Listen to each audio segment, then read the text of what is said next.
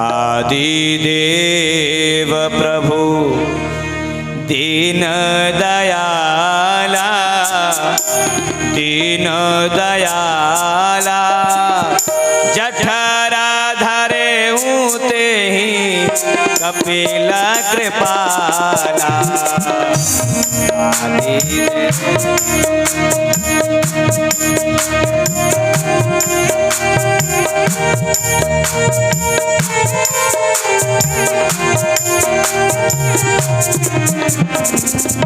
आदिदेव प्रभु दीन दयाला, दीन दयाला, जठरा धरे ऊजे कपिल कृपाला। आदिदेव। बाबा तुलसी ने कहा, भगवान 10वें संतान के रूप में कपिल का जन्म हुआ, कपिल आए। बोलिए कपिल भगवान की। कपिल भगवान का जन्म हुआ। कपिल भगवान का जन्म होते ही दर्शन किया ऋषि कर्दम ने, और अब ऋषि कर्दम ने मन ही मन विचार किया, आज मेरा संकल्प पूर्ण हो गया, अब मैं वन की ओर जा रहा हूं। पुत्रियों से मैं मुक्त हो गया, विवाह कर दिया।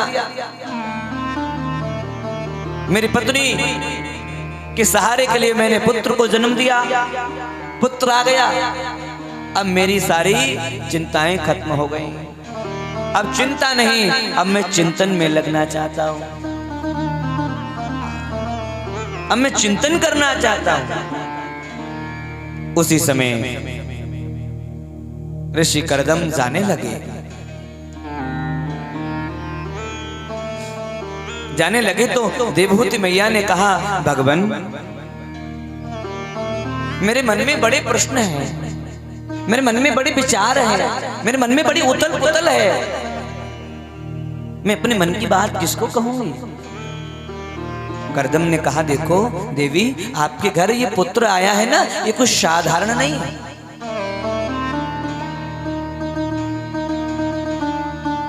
आपके मन में जो जो प्रश्न है, जो जो विचार है, सारे विचार आप इनको कहो, आपको उत्तर मिलेगा, आपको प्रत्युत्तर मिलेगा।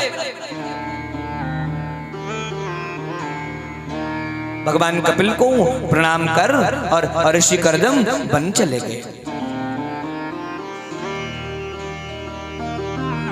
देवहूति मैया ने सोचा, मुझे लगता है मेरे घर तो स्वयं साक्षात भगवान नारायण आए हैं। आज मैया ने कपिल का स्नान कराकर, सुंदर और चंदन लगाकर, एक चौकी पर पीली पीतांबरी बिछाकर और बिठाई दी। मैया नीचे विराज गई और नीचे विराज के मैया हाथ जोड़ के कहने लगी, लाला मैं कछु प्रश्न करना चाहूं। अरे माँ, मैं पुत्र हूं तेरा, बहुत छोटा हूं, तू तो खुद ज्ञानी है, मैं तुझे क्या उत्तर दूंगा, मैं तुझे क्या उन प्रश्नों के जवाब दूंगा? देवहूति मैया ने कहा, नहीं लाला, मैं जानती हूं तू कौन है, तू साधारण नहीं है, ये मुझे पता है। भगवान कपिल की 9 बहनें भी तुरंत वहां आ गई, क्योंकि बहती गंगा में जरूर हाथ धोने चाहिए। जहां सत्संग चल रहा हो, जहां कथा हो रही हो, उस कथा को जरूर सुनना चाहिए, क्योंकि न जाने हमारे कौन से जन्मों के प्रारब्ध जग गए हैं, तो हमें भगवत कथा रसकों की सन्निधि प्राप्त होने को मिली।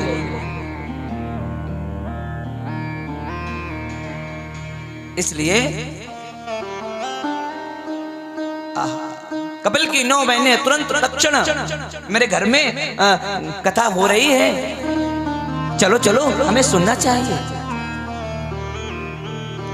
दौड़ करके घर में आई और महाराज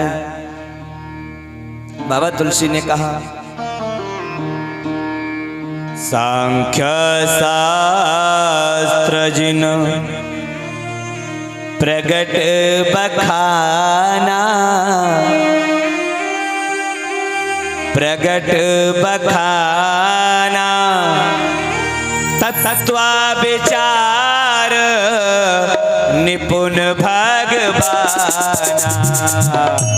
सांख्य शास्त्र प्रगट बखाना, प्रगट बखाना तत्व विचार निपुण भगवाना। सांख्य शास्त्र प्रगट बखाना, प्रगट बखाना तत्व विचार निपुण भगवाना। सांख्य महाराज बाबा तुलसी ने कहा, शांत शास्त्र जिन प्रगट बखाना तत्व विचार निपुण भगवान। आज ऋषि कर्दम के पुत्र महाराज कपिल ने मैया देवहूति को जो उपदेश दिया है उसका नाम सांख्य शास्त्र पड़ गया। हमारे यहाँ 6 शास्त्र हैं और 6 शास्त्रों में से एक शास्त्र सांख्य शास्त्र है। महाराज यहाँ से कपिल और देवहूति का संवाद प्रारंभ होता है। निर्विण्ण नितराम भूमन सदिन्द्रिय तर्षणा, येन संभाव्यमानेन न प्रपन्नान्धनं तमः प्रभो। ये बहुत सुंदर प्रसंग है महाराज। इसमें मैया देवहूति ने अपने पुत्र कपिल को प्रश्न किए हैं। कपिल से प्रश्न करते हैं, हे प्रभु मेरी परिस्थिति बड़ी खराब है। क्या?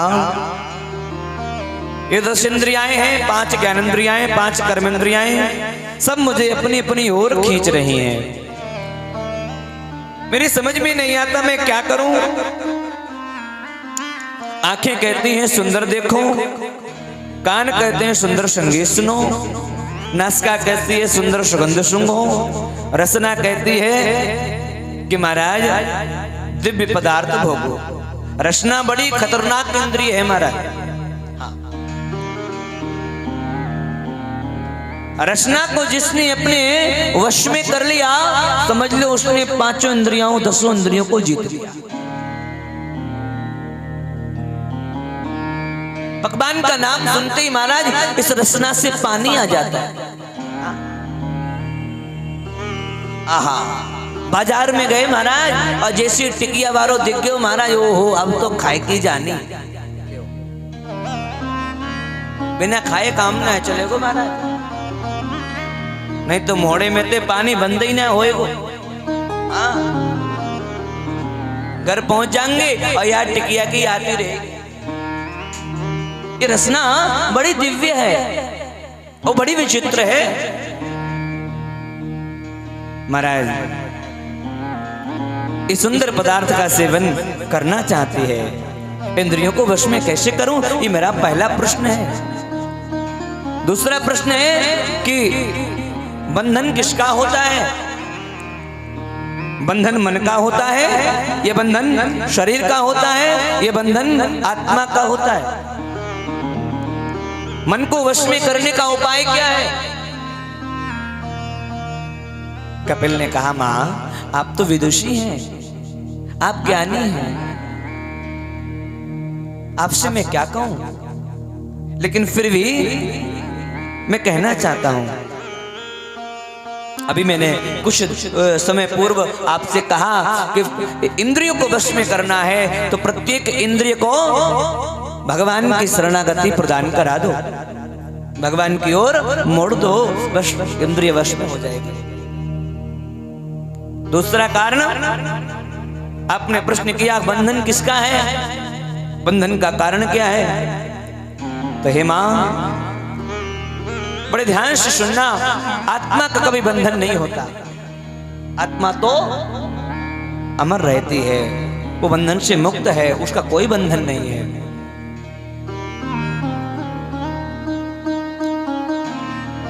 ऐसा सोचना भी अपराध होता है कि आत्मा हमारी बंधन में है, ये विचार करना भी अपराध है। उसकी कोई मुक्ति नहीं है। क्यों? क्योंकि जब बंधन नहीं है तो बंधन की कोई मुक्ति नहीं होती। मुक्ति उसी की होती है जो बंधन में बना है। खोला उसी को जाएगा जिसको हमने बांध दिया है। जो पहले से ही खुला डोल रहा है उसको क्या खोलेंगे? महाराज, बंधन और मुक्ति ये दोनों मन की भ्रांति है, ये दोनों मन की होती हैं। मां मन ही बंधन में डालता है और मन ही मुक्त कर देता है। मैंने परसों आपको कहा कि महाराज गौकर्ण जी ने अपने पिता आत्मदेव को उपदेश किया, देहेस्तिमान सरुदरे विमतिम त्यजत्वम, अभिमान त्याग दो कि मैं हूं, मैं का कोई मतलब नहीं है।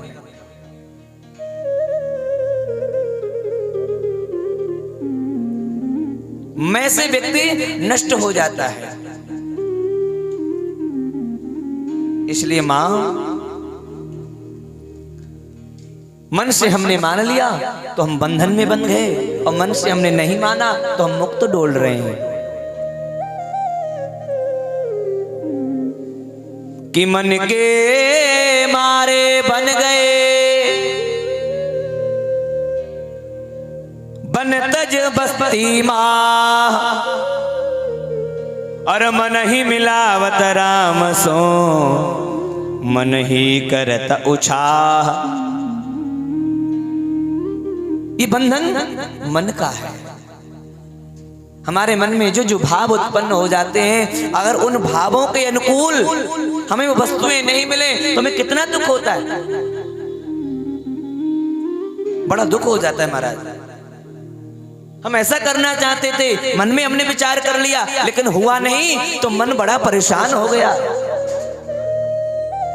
आज हमें घूमने जाना है, आज अलीगढ़ में बड़ी बढ़िया नुमाइश लगी है, हम घूमने जाएंगे, लेकिन नहीं पहुंच पाए तो बड़ा पश्चाताप हुआ। रात्रि में लेटे हैं, याद कर रहे हैं महाराज। आपको किसी ने बांधा नहीं, आपको किसी ने मुक्त नहीं किया, आप स्वयं बंध रहे हैं और स्वयं मुक्त करने वाले। ऐसा उपदेश किया महाराज। और इस मन को विषयों से अनासक्त बनाओ। मन को अनासक्त बनाने का सबसे पहला तरीका सत्संग है।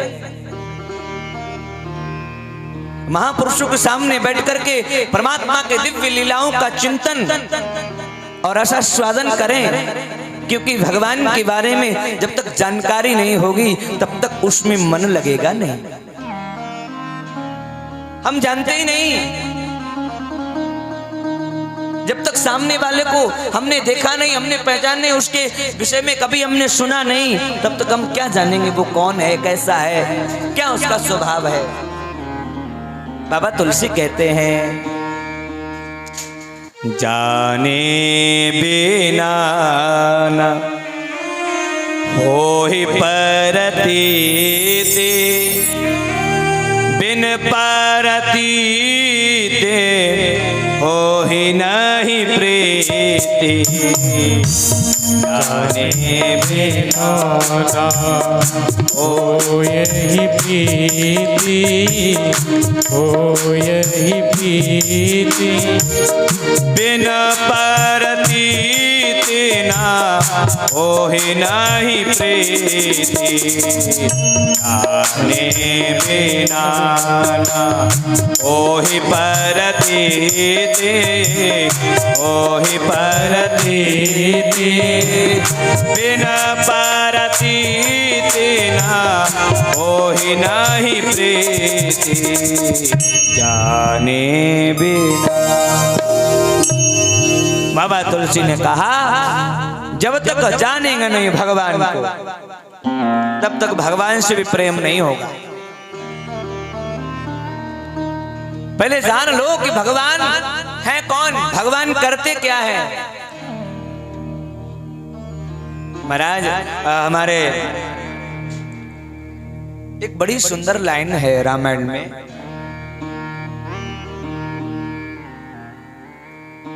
उसमें लिखा है कि भगवान